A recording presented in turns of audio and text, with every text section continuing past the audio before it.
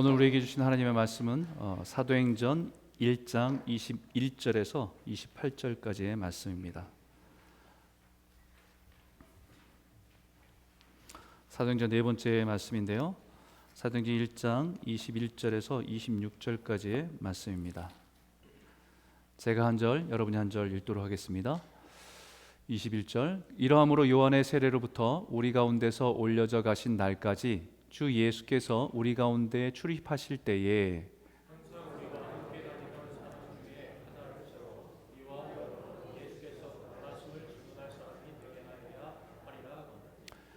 그들이 두 사람을 내세우니 하나는 바사바라고도 하고 별명은 유스도라고 하는 요셉이요 하나는 마띠아라.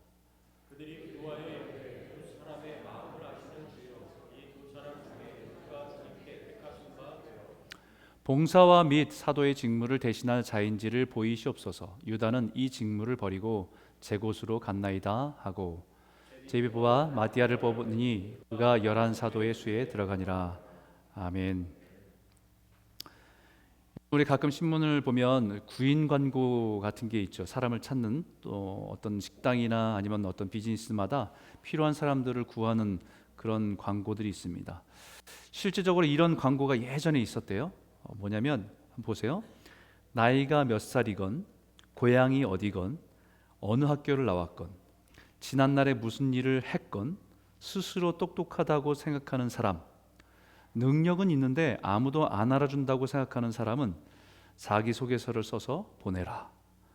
이게 진짜로 있었던 그 신문에, 일간지 신문에 나오는 광고였다고 합니다. 근데 이 광고도 되게 좀 황당하기도 했지만 이 광고를 보고 진짜 간 사람들이 있었어요. 이 광고를 보고 딱 그 장소에 딱 가니까 젊은 20대 사장이 인터뷰를 하는 겁니다. 너무 젊은 사람이 앉아갖고 인터뷰를 하는 거예요.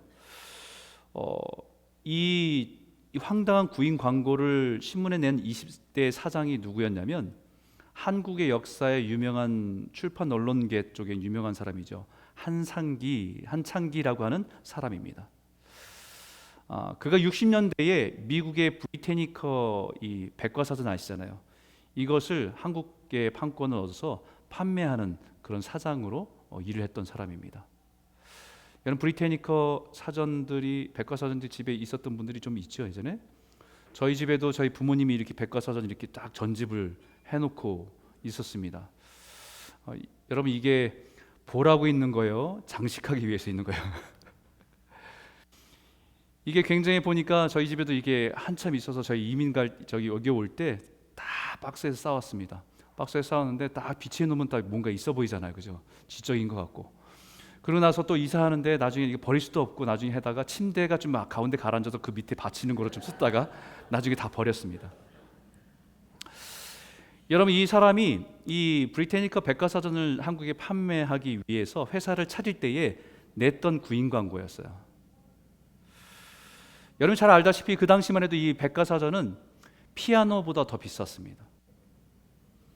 그러니까 어떤 사람에게 판매 정책이 있었냐면 좀 부자인 사람들, 졸부인 사람들, 그런 사람들에게 뭔가 이렇게 그분들에게 이제 지적인 것을 보여주고 싶은 사람들, 그 사람들 자극을 해서 그 마케팅으로 이 판매할 수 있는 사람을 찾을 때 썼던 구인 광고입니다.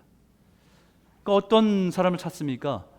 학력 이런 것 중요하지 않고 자신감을 가지고 막 부딪혀서 해낼 수 있는 사람들을 찾았던 광고였던 거예요.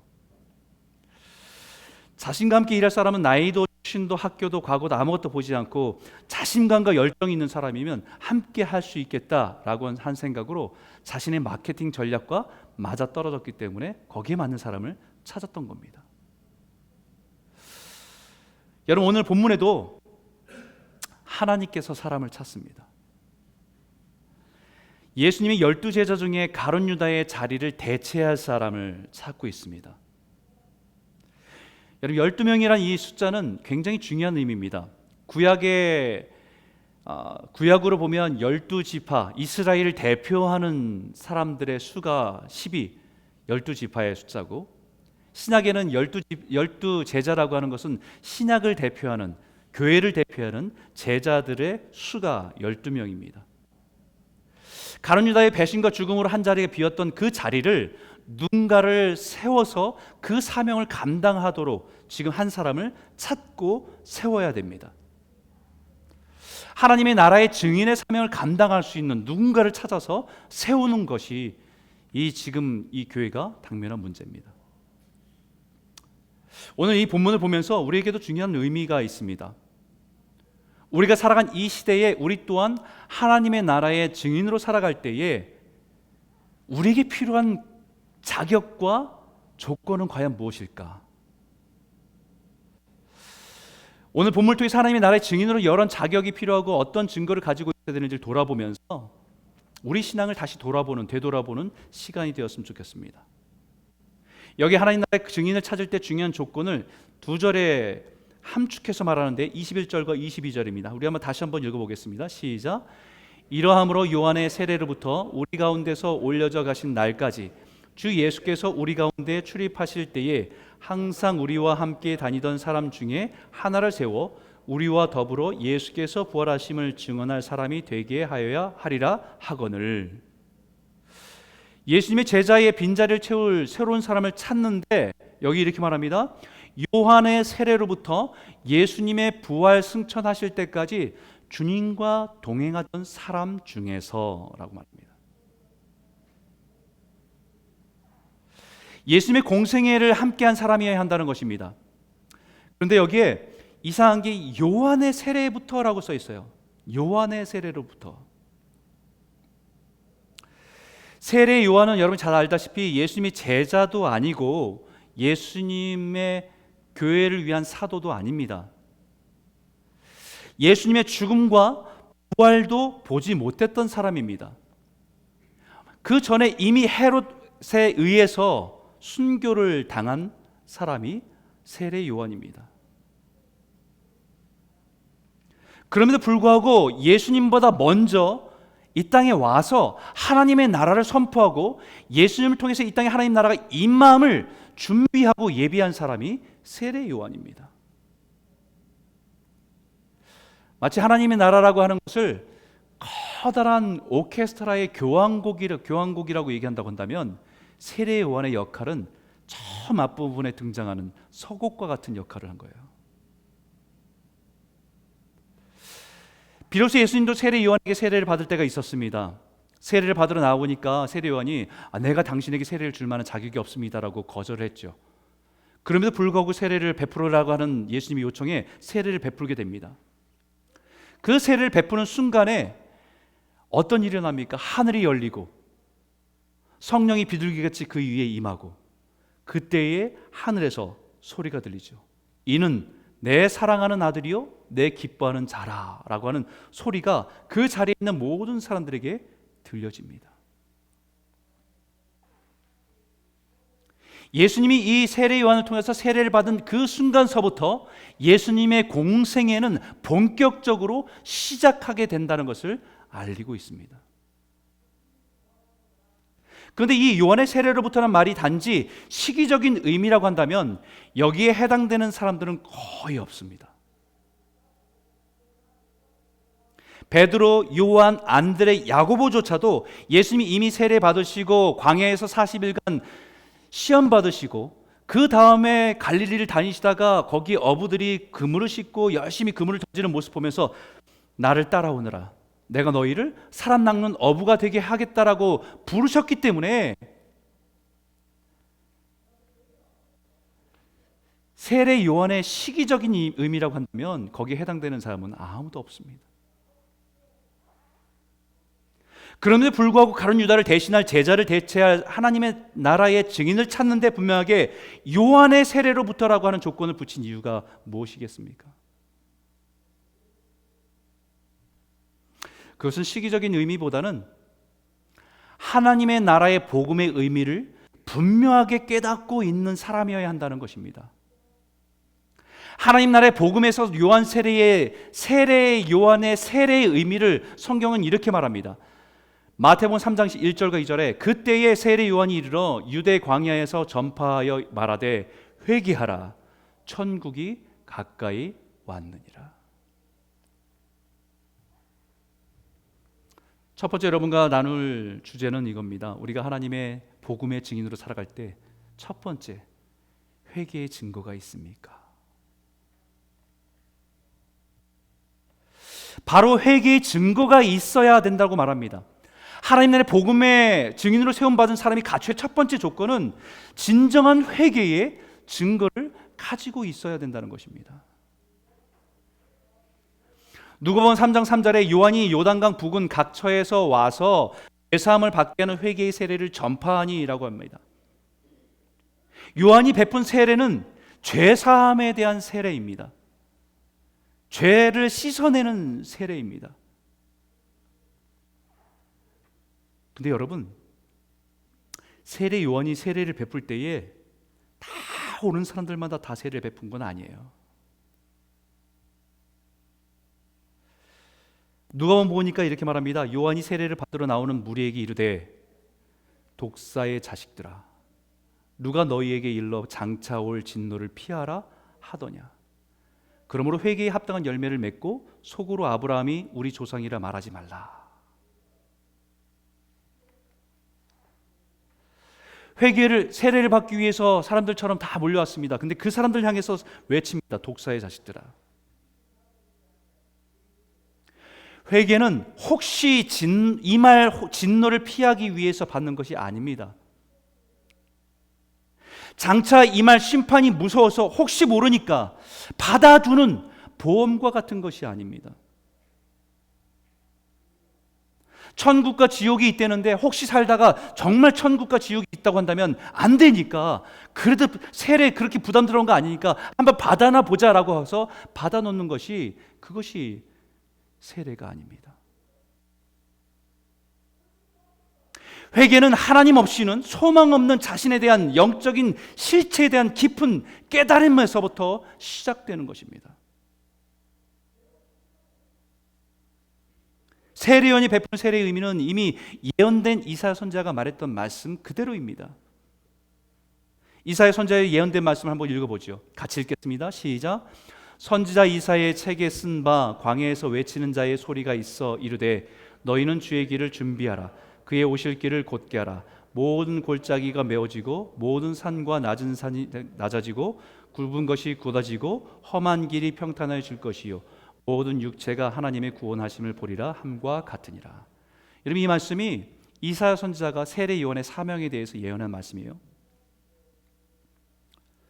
세례 요한이 세례를 베풀 때 일어나는 일들입니다. 진정한 회개는 합당한 열매가 있습니다. 주님이 내 마음에 오시도록 그 길을 예비하는 것이 회개이기 때문입니다. 그런데 주님이 가까이 있음에도 불구하고 보지 못하는 사람들이 있습니다. 보지 못하는 이유는 그 마음에 크고 작은 산들이 있어서 주님을 보지 못하게 하는 거예요. 반대로 마음에 너무 깊은 골짜기가 있어서 주님을 보지 못하는 사람도 있습니다. 그 인생의 생각과 가치관들이 너무 구부러져서 주님이 보이지 않는 사람도 있습니다. 요한의 회개의 메시지는 우리가 교만하다는 것을, 그 산이 있음을 알고 그것을 허물어질 때 비로소 주님을 맞이할 수 있는 준비를 하게 하는 것이 세례 요한의 메시지였습니다. 자신의 모습 때문에, 열등감 때문에, 상처 때문에 깊은 골짜기 속에서, 열등감 속에, 상처 속에서 죄책감을 가지고 있는 것 또한 그것을 메꾸고 그 사람 그대로 바라보신 하나님의 앞에서 자신이 누구인지를 발견하는 것이 회개이기도 합니다.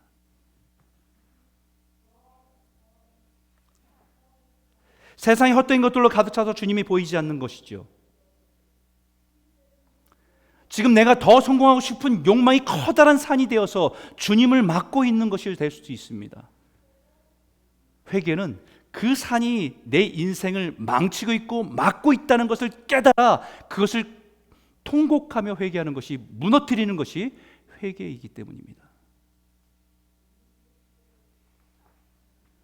세상의 헛된 욕망이 그 마음의 길을 구부러지게 했기 때문에 주님이 보이지 않는다는 것을 인정하는 것입니다. 세례 요한에게 세례를 받으러 갔다가 독사의 자식들아라고 심한 욕을 먹은 사람들 안에는 그들이 가지고 있던 커다란 산이 하나 있었습니다. 그것은 뭐냐면 아브라함이 우리 조상이니까 우리는 선택받았고 거룩한 백성이라고 하는 영적인 교만함입니다.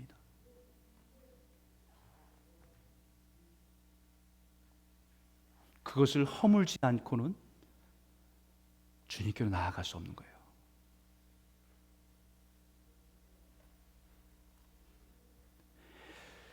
우리 아버지, 우리 할아버지가 목사라고 하는 것이 영적인 축복이기도 하지만 그것이 영적인 교만함이 돼서 커다란 산이 돼서 주님께로 나아가지 못하는 장애가 될 수도 있습니다. 세례 요한의 세례는 회개의 세례입니다.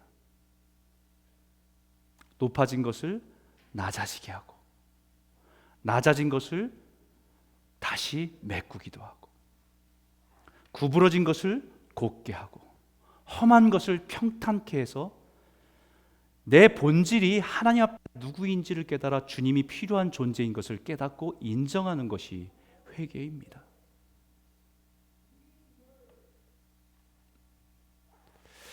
예수님의 십자가의 은혜 없이는 정말 소망 없는 비참한 존재라는 것을 깨달을 때 비로소 예수님의 십자가 너머에 영광이 보이는 겁니다.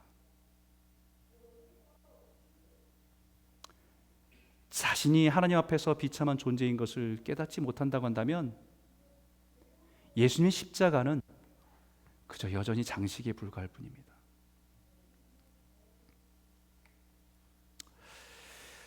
요즘에 다시 몇몇 청년들과 다시 새롭게 철로 역정의 책을 읽고 같이 나누는 그런 속으로 성경 공부를 시작하게 되었습니다. 어릴 때도 많이 읽었고요. 또 목회자가 돼서도 읽으면서 깨닫게 되는 것은 어릴 때 읽을 땐 동화처럼 읽었어요. 근데 목회자가 돼서 읽으니까 거기에 표현 하나하나가 정말 깊은 의미 속에 담아놨구나라는 것을 깨닫게 됩니다. 그래서 이 책을 성경 다음에 중요한 책이라고 우리에게 가르치는구나라는 것을 다시 한번 깨닫게 돼요. 그 안에 이런 내용이 있습니다. 크리스찬이라고 하는 이 주인공이 자기 영적인 본질을 깨달으면 너무 고통해요.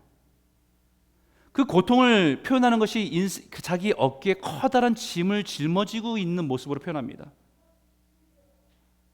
자신의 영적인 실체 앞에서 정말 어떻게 이것을 해결해야 될지 알 수 없는 그런 혼란함 속에서 그 고통의 문제를 껴안고 있는 크리스찬의 모습을 보여줘요.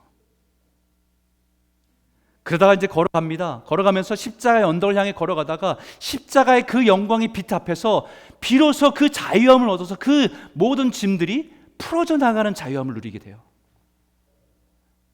그동안 짊어졌던 모든 삶의 짐의 모든 영적인 문제까지도 다 풀어져서 그 십자가 앞에서 자유함을 누리게 되는 이 크리스찬의 모습을 보게 됩니다. 그러면서 언덕을 내려가요. 내려가서 좁은 길의 순례길을 이제 시작하게 됩니다. 좀 가다 보니까 그 순례길은 좁지만 한쪽엔 울타리가 쳐져 있어요. 그 좁은 길을 계속 가는데 갑자기 이 울타리를 한 두 사람이 뛰어서 들어옵니다. 깜짝 놀랐어요. 그래서 도대체 당신 어디를 향해서 가냐고 물어보니까 그 사람들이 한 얘기가 우리는 찬양과 영광이 넘치는 시온산을 향해서 간다는 겁니다.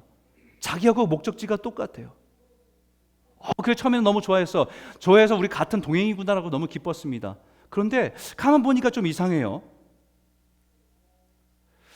그들에게 질문합니다. 근데 당신들은 저 위에 있는 십자가의 언덕과 좁은 문을 통해서 온 것이지 아니지 않습니까? 라고 질문해요.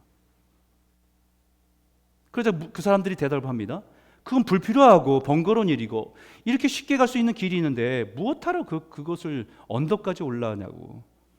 울타리만 뛰어넘어 들어오면 되는데.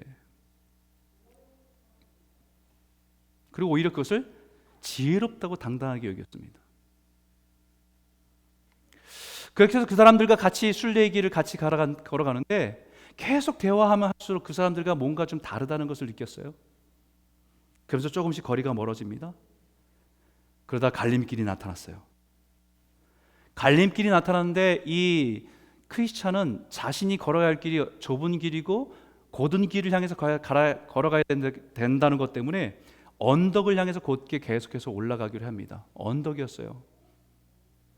힘겹게 올라갑니다.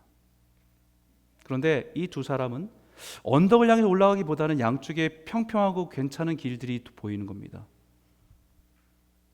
그래서 두 사람은 그 길을 선택해서 그 길을 따라갑니다. 그 길의 이름은 위험과 파멸이었습니다.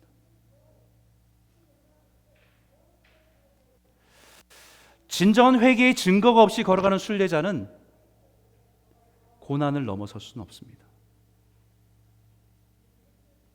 천국의 영광만을 바라보며 시작된 신앙은 십자가의 고난 앞에서 더 이상 나아갈 수 없습니다. 바로 그것이 가룟 유다가 걸어온 길이었습니다. 그러나 자신의 비참한 죄의 모습을 깨닫고 회개하고 십자가의 은혜를 경험한 사람은 지금 나에게 허락하신 고난은 장차 나타날 하나님의 영광에 좋게 비교할 수 없다는 것을 알기 때문에 그 십자가의 길을 묵묵히 걸어갈 수 있는 사람입니다. 사랑하는 성도 여러분, 회개의 증거가 있습니까? 아련한 회개의 추억만 있는 거 아닙니까? 회개에 합당한 열매가 있기를 소원합니다. 회개하라 천국이 가까웠느니라고 선포하는 예수님과 세례요한의 선포에 믿음으로 반응하시기 바랍니다. 저와 여러분 안에 다시 회개의 영이 부어지고 은혜 아니면 살아갈 수 없다는 것을 깊이 깨달아 우리가 주님의 십자가를 다시 붙들고 살아가는 진정한 제자로서 살아가는 역사와 능력이 저와 여러분 삶 가운데 부어지기를 주님의 이름으로 축복합니다. 두 번째 말씀입니다. 두 번째, 우리가 주님의 증인, 하나님의 증인으로 살아갈 때 필요한 증거, 두 번째는 이겁니다. 주님과 동행한 증거가 있습니까? 다시 한번 읽어보죠. 21절과 22절입니다. 함께 읽겠습니다. 시작. 이러함으로 요한의 세례로부터 우리 가운데서 올려져 가신 날까지 주 예수께서 우리 가운데 출입하실 때에 항상 우리와 함께 다니던 사람 중에 하나를 세워 우리와 더불어 예수께서 부활하심을 증언할 사람이 되게 하여야 하리라 하거늘. 두 번째, 하나님 나라의 복음의 증인의 조건은 주님과 함께 동행하고 함께 다니던 사람 중에 하나이어야 한다는 것입니다. 주 예수께서 우리 가운데 출입하실 때에 항상 우리와 함께 다니던 사람 중에 하나라는 말입니다. 이 말은 예수님의 공생에 많은 시간을 함께한 사람이어야 한다는 것입니다. 예수님의 탁월한 가르침, 놀라운 가르침을 가장 가까이에서 듣고 깨닫고 배운 사람이어야 합니다. 예수님께서 병든 자를 치료하실 때 그 앞에서 그 놀라운 기적을 목도하면서 하나님의 나라의 권능과 영광의 능력이 나타나는 것을 경험한 사람이어야 한다는 것이죠. 뿐만 아니라 그 예수님이 십자가에서 고난받으시고 죽으심과 다시 살아나셔서 하늘로 승천하신 것을 보고 그 모습 그대로 다시 이 땅에 오실 것이라고 하는 믿음을 가지고 살아가는 사람이어야 한다는 것입니다. 예수님께서 가장 가까이서 보고 듣고 배운 사람이어야 한다는 것입니다. 그런데 여기서 주 예수께서 우리 가운데 출입하실 때라고 하는 이 표현은 히브리식 관용 표현이에요. 인격적인 관계가 깊이 형성된 사람들이 일상생활을 함께 하고 있다는 것을 말합니다. 우리 가운데 출입하실 때, 주님이 들어오고 나아갈 때. 그래서 영어 성경에 이렇게 돼 있죠. Lord Jesus went in and out. 들어오고 나가고. 단순히 예수님의 가르침을 배우고 기적을 본 정도가 아니라 그 주님과 모든 것을 함께하며 인격적으로 깊은 관계 속에 있던 사람이어야 한다라는 겁니다.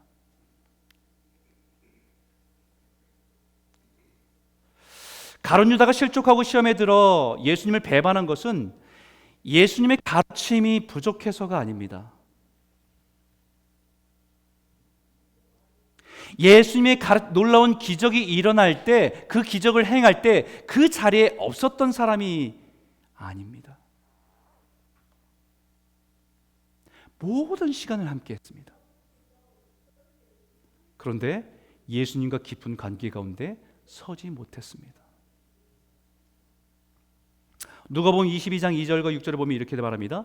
12 중에 하나인 가룟이라 부르는 유다에게 사탄이 들어가니 이에 유다가 대제사장들과 성전 경비대장들에게 가서 예수를 넘겨줄 방도를 의논하며 그들이 기뻐하며 돈을 주기로 언약하는지라 유다가 허락하고 예수를 무리가 없을 때에 넘겨줄 기회를 찾더라.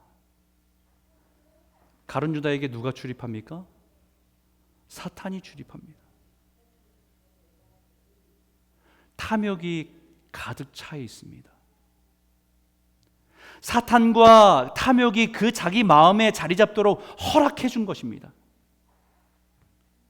자신의 인생의 주인이 되어주기를 허락한 것입니다. 예수님이 들어갈 자리가 없습니다. 예수님이 자신의 마음에 들어오기를 거절한 것입니다. 밀어낸 것입니다.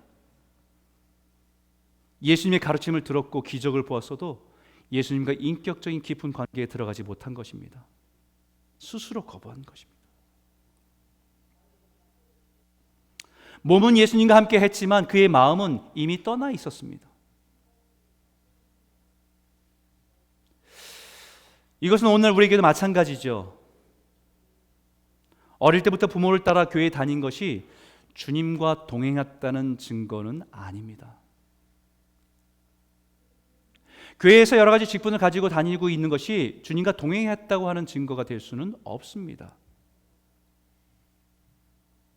예수님이 인격적으로 깊은 만남 가운데 살아가는 것이 주님이 우리 가운데 출입하시는 동행입니다. 창세기 신비의 인물인 에녹이라는 사람이 있지요. 죽음을 거치지 않고 하나님께서 데려가신 신비의 인물입니다. 그 에녹의 인생과 신앙을 대표하는 한 단어가 동행입니다. 창세기 5장 24절에 에녹이 하나님과 동행하더니 하나님이 그를 데려가심으로 세상이 잊지 아니하더라. 그리고 또 세상의 모든 죄악이 가득할 때 하나님께서 물로 이 땅을 심판하시기로 결정하실 때에 하나님의 은혜를 받은 인물이 노아입니다. 그 험악한 세상에서 믿음으로 살아가고 의인이라 칭함받았던 노아의 인생을 대표하는 단어 또한 동행입니다. 이 말씀 한번 읽어볼까요? 창세기 6장에 있는 말씀입니다. 함께 읽겠습니다. 시작. 그러나 노아는 여호와께 은혜를 입었더라. 이것이 노아의 족본이라. 노아는 의인이요 당대의 완전한 자라. 그는 하나님과 동행하였으며.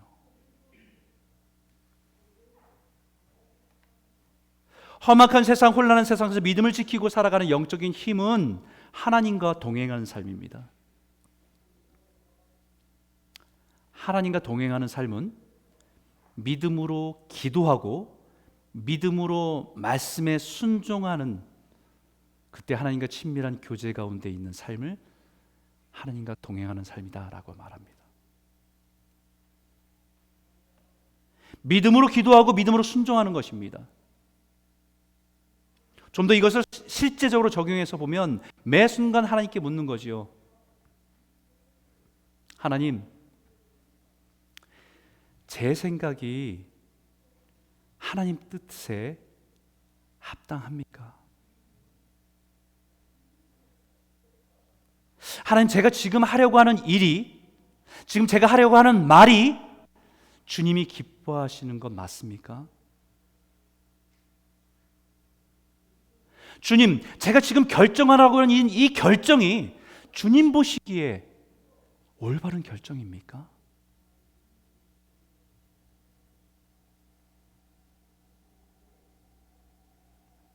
이런 질문으로 순간순간 매 순간마다 기도하면서 하나님께 묻고 하나님의 응답을 기다리고 하나님의 마음을 품고 살아가는 것이 주님과 동행하는 것입니다.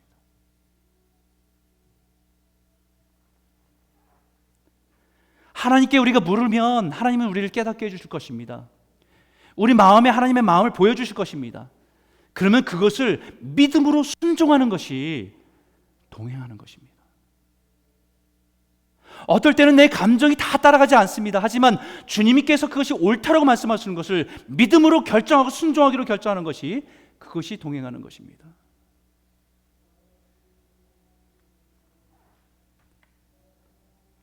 사랑하는 성도 여러분, 올해 한 해 주님과 동행하는 삶을 살아보지 않겠습니까? 어린아이가 어머니 손을 꼭 붙들고 가면서 이것저것 물어보잖아요. 엄마 이건 뭐예요? 이건 저건 뭐예요? 그렇게 길을 걸어가면서 걸어가는 것처럼 인생이 힘겹고 어려운 길을 걸어가며 하나님과 동행하는 것은 주님과 소통하는 거예요. 그리고 그 길을 행복하고 기쁨 가운데 걸어가는 삶입니다. 올해 우리 안에 어떤 일이 있을지 모르겠어요. 하지만 우리가 주님 손을 꼭 붙들고 매 순간마다 주님께 의탁하고 묻고 그 마음을 품고 동행하는 그 기쁨으로 살아가는 저와 여러분 모두가 되시길 주의 이름으로 축복합니다. 세 번째는요, 세 번째 증거가 있어야 돼요. 기도 응답에 대한 증거가 있습니까? 여러분, 여기에 가룟 유다를 대신할 증인으로 후보를 뽑았는데 두 사람이 선출됐어요. 한 사람은 바사바라고 하는 사람이고 별명이 유수도라고 하는 별명이 있고, 유대인의 이름은 요셉이라고 하는 사람의 이름입니다. 바사바, 유수도, 요셉이라고 하는 별명까지 있는, 유수도라고 하는 로마식의 이름의 의미는 정의롭다라고 하는 의미입니다. 정의. 사람들이 볼 때 이 사람이 굉장히 의로운 사람, 정의로운 사람이라고 칭찬받고 그런 별명을 갖고 있던 사람이 바사바라는 사람이래요. 또 다른 한 사람은 마띠아라고 하는, 여호와의 선물이라고 하는 이름의 뜻을 갖고 있는 마띠아라고 하는 사람이 있습니다.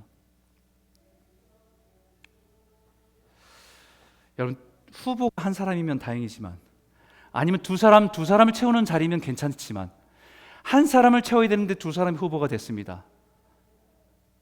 어려운 일이에요.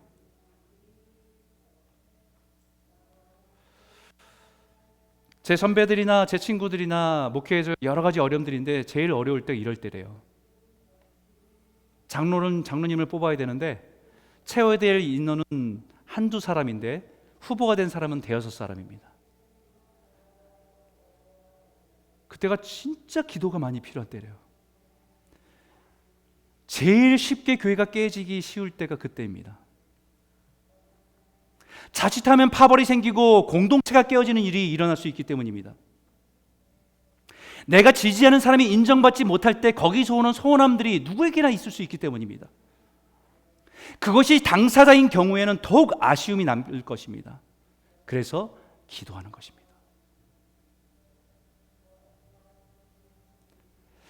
24절 25절 보십시오. 그들이 기도하여 이르되 뭇 사람의 마음을 아시는 주여, 이 두 사람 중에 누가 주인님께 택하신 바 되어 봉사와 및 사도의 직무를 대신할 자인지를 보이시옵소서.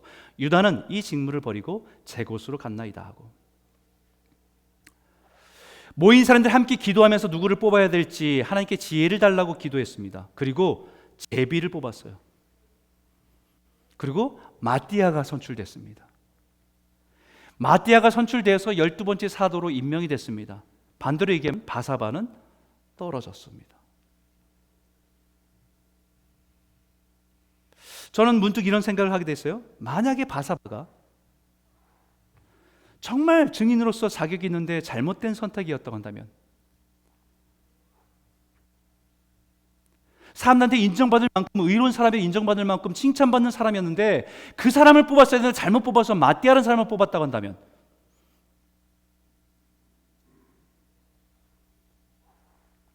어떻게 됐을까? 바사바가 정말 예수 그리스도의 부활을 목격하고 그 증인으로 살고자 하는 순전한 마음을 가진 사람이었다고 한다면, 그가 12사도의 선택이 되든 안 되든 그는 증인으로서 자신의 사명을 감당할 것입니다.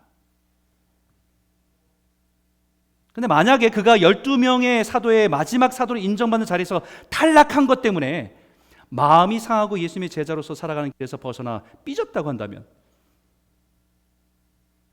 그거야말로 잘된 일입니다.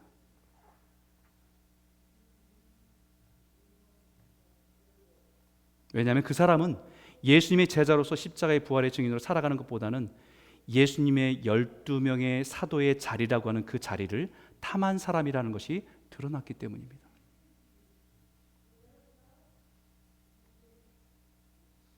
마가다락방에 모인 사람들이 다 기도했습니다. 내가 지지하고 응원한 사람을 생각하면 기도한 사람도 있을 겁니다. 거기 후보가 된 바사바라는 사람도 기도했고 마떼라는 사람들도 기도했습니다. 어떤 마음을 가지고 기도했는지는 모르겠습니다. 그 영광스러운 그 자리에 뽑히게 해달라고 기도했을 수도 있고, 그 자리 너무 부담스러워서 좀 피하게 해달라고 기도했을지도 모릅니다.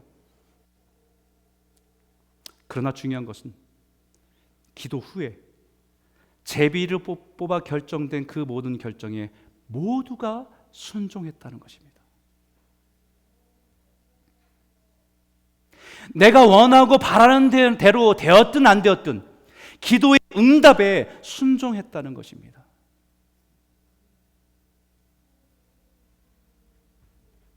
저는 여기 질문 하나 여러분 드릴게요. 그럼 제비 뽑기에서 떨어진 바사바는 어떻게 되었을까요? 그래서 사람들에게 유소 의로운 자라는 별명을 있을 정도로 유명한 바사바라는 사람이 탈락하고 나서 그 다음에 어떻게 됐을까? 성경을 막 찾아봤는데요, 동명이인 이름이 똑같은 사람은 한 사람이 있어요. 근데 그 사람인지는 아닌지는 성경학자들마다 다릅니다.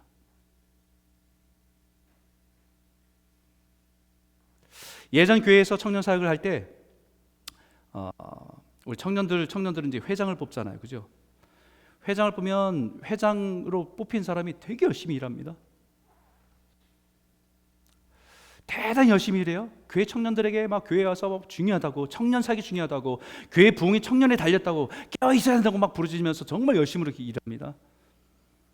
청년들 모이는데 참 열심히 뛰어다니는 청년들이었습니다. 그러다가 1년이 지나서 그 청년 회장이 자리를 내려놓게 됐어요. 다른 사람이 청년 회장이 됐습니다. 그 다음부터는 보이지 않아요.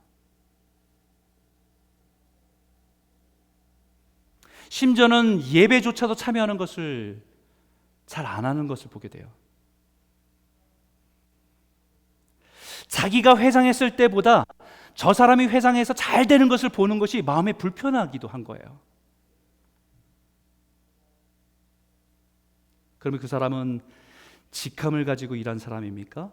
아니면 신앙의 내용을 가지고 일한 사람입니까?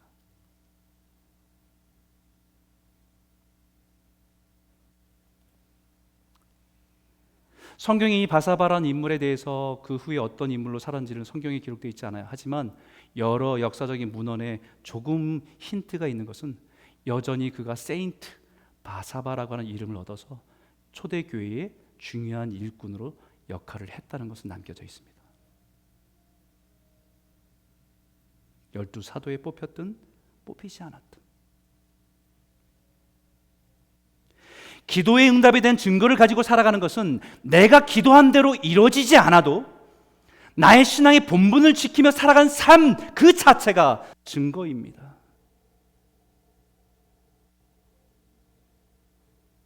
내가 바라고 원하고 기도한 대로 이루어진 것만이 기도의 응답의 증거가 아니라 내가 바라고 원하고 기도한 대로 이루어지지 않아서 때론 실망하고 때론 낙심되지만 그럼에도 불구하고 내가 하나님 나라의 증인으로서 살아가는 그 삶에는 변함없이 살아가는 것이 삶의 증거라는 거예요.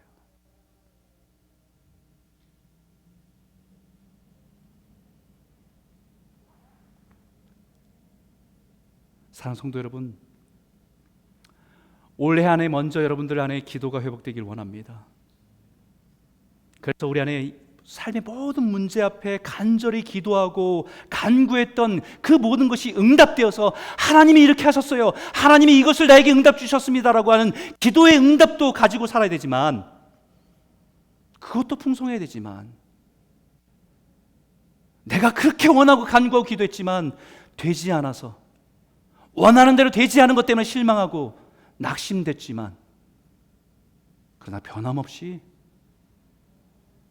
하나님의 선하심을 바라보면서 그 믿음의 자리에서 변함없이 믿음으로 살아가는 그 삶 자체가 또 다른 증거라는 것을 우리에게 말하고 있는 거예요.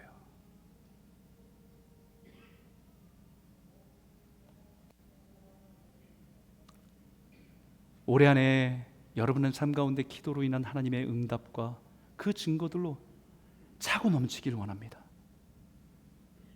또한 우리 삶 가운데 여전히 내가 원하는 것이 이루어지지 않아도 여전히 주님의 자녀로, 하나님의 백성으로, 복음의 증인으로 그 믿음의 자리를 굳건히 지켜나가는 삶의 증거를 가지고 살아가는 저와 여러분 모두가 되시길 주의 이름으로 축원합니다. 기도하겠습니다. 오늘 말씀을 묵상하면서 기도하길 원합니다. 12 제자 중에 한 자리가 비어서 그 자리를 찾는 귀한 자리입니다. 그 자리에 증인으로 살아갈 자격이 이런 것들을 요구합니다. 우리 안에 회개의 증거가 있는가? 회개의 열매가 있는가? 십자가를 통과하기보다는 쉽게 그 울타리를 뛰어넘어서 영광스러운 시온의 산을 향해 나아가는 사람들은 아닌가? 하나님, 우리의 하나님 없이는 우리가 처참한 죄인인 것을 깨닫게 하여 주시고, 우리 안에 예수가 아닌 다른 것이 높아진 것들이 다 무너지고 주님이 내 안에 오시도록 그 길을 예비하는 자로 주 앞에 나아갈 수 있는 회개가 우리 안에 회복될 수 있도록 인도하여 주시옵소서. 이미 오래전에 예수를 믿으면서 그 회개한 증거가 있지만 살아가면서 또 다른 산이 우리 안에 예수를 막 가로막고 있는 것이 있다고 한다면 지금 우리가 회개할 때는 것을 깨닫게 하셔서 회개의 영을 부어주시고 회개의 눈물을 회복시켜 주셔서 주님 예수님의 십자가의 보혈로 우리를 씻음 얻는 회복이 일어날 수 있도록 인도하여 주시옵소서. 우리가 살아가는 매 순간마다 예수님의 인격적인 교제 속에서 주님과 동행하는 삶을 살게 하여 주시기 원합니다. 영적으로 혼란한 세상 속에서 주님과 동행하는 그 길을 걸어갈 때 온전한 길을 걷게 하여 주시옵소서. 우리 삶에 놓여 있는 수많은 문제 앞에서 기도를 구하고 기도의 응답을 받고 그 증거로 살아가게 하여 주시고, 뿐만 아니라 그 응답을 따라 믿음으로 살아내는 하나님의 백성의 증거를 가지고 살아가는 저희가 되게 인도하여 주실 줄 믿습니다. 간구하며 기도하겠습니다. 하나님 아버지 감사합니다.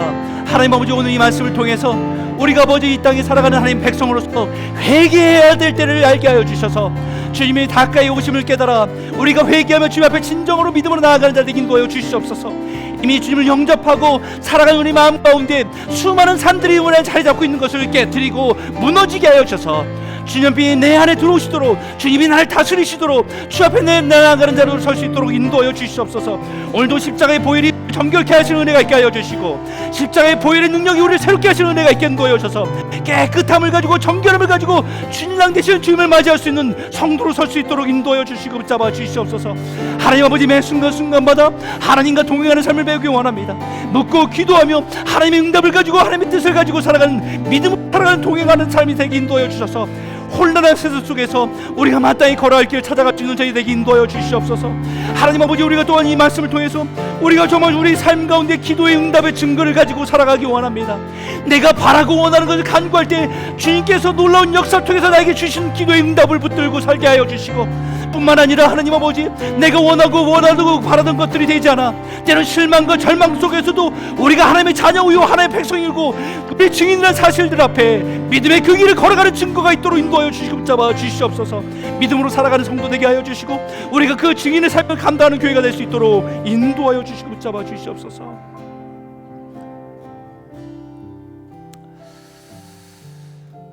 살아계신 하나님 아버지 감사합니다. 하나님 오늘 이 말씀을 통해서 우리의 삶 가운데 말씀하시는 하나님의 음성을 듣길 원합니다.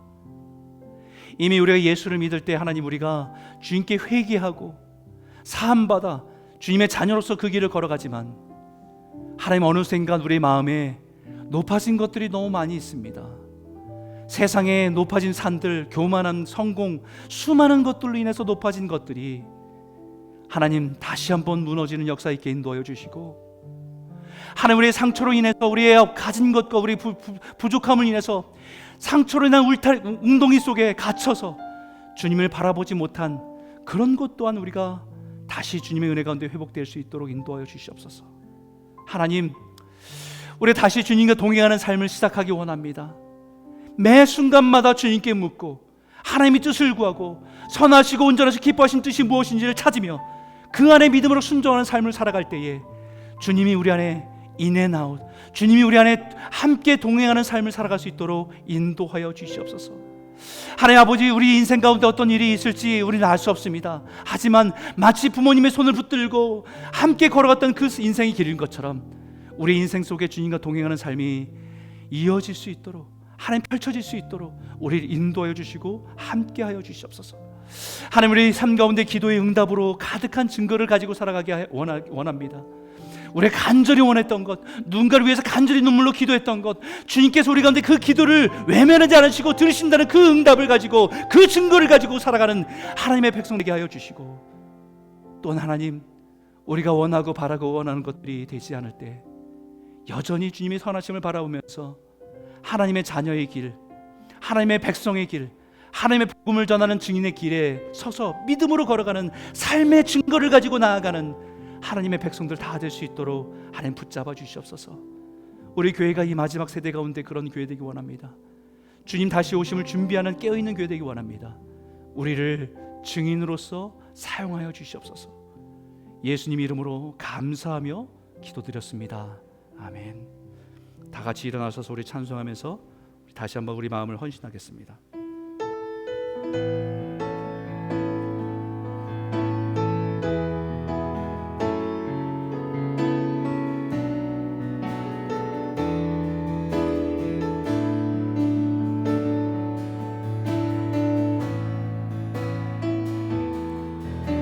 우리에겐 소원이 하나인데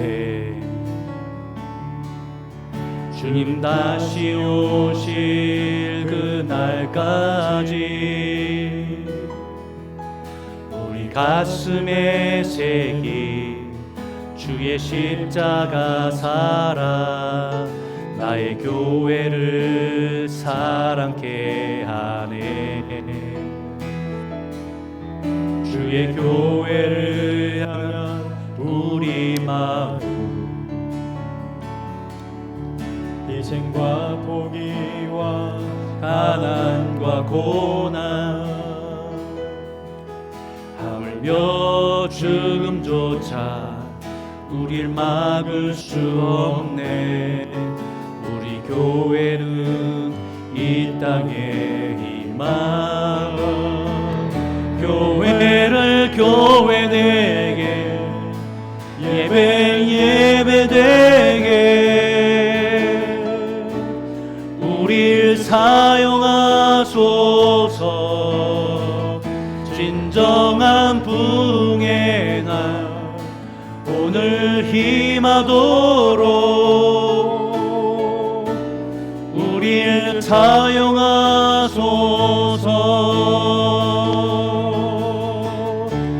성령 안에 예배하리라. 자유의 마음으로 사랑으로 사역하리라.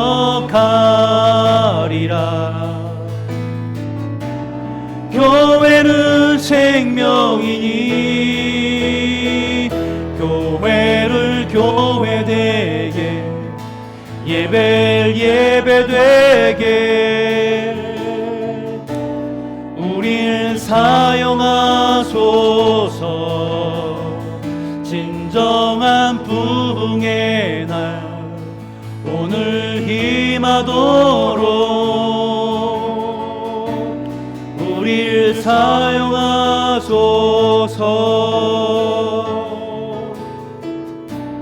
우릴 사용하소서.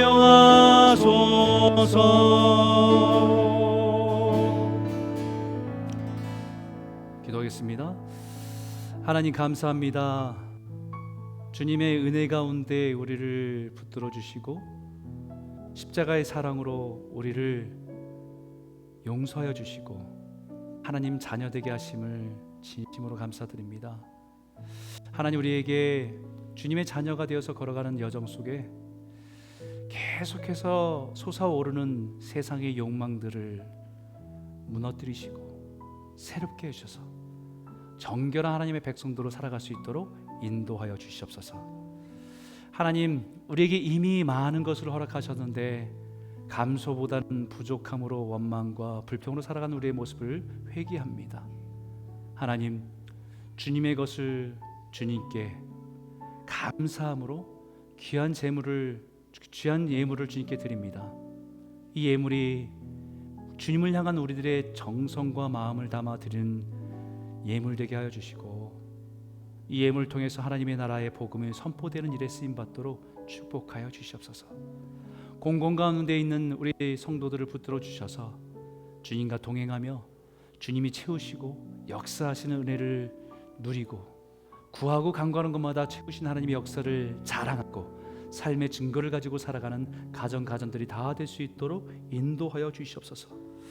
하나님, 오늘 특별히 사랑의 식탁을 나눈 우리 정진아 권사님, 이병헌 장로님, 이 가정을 축복합니다.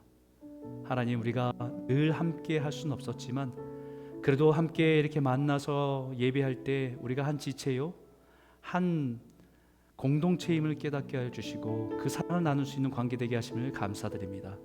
어느 곳에 있든지 간에 하나님의 귀한 일꾼 되어서 복음의 증인 되어 살아가는 복된 가정 되게 하여 주시고, 이곳에 있는 그 자녀의 가정에 하나님 복의 복을 더하여 주셔서 구하는 것마다, 하나님께 기도하는 것마다 하나님께서 그들에게 사랑하시는 그 하나님의 증표와 증거를 가지고 붙들고 살아가는 가정 되게 하여 주시고, 때로는 그들이 원하고 바라는 것에 거절과 응답되지 않는 것에 고통할 때도 있지만 주님을 붙들고 살아가는 그 축복이 복이라는 것을 깨달는 복된 가정도 다 될 수 있도록 허락하여 주시옵소서.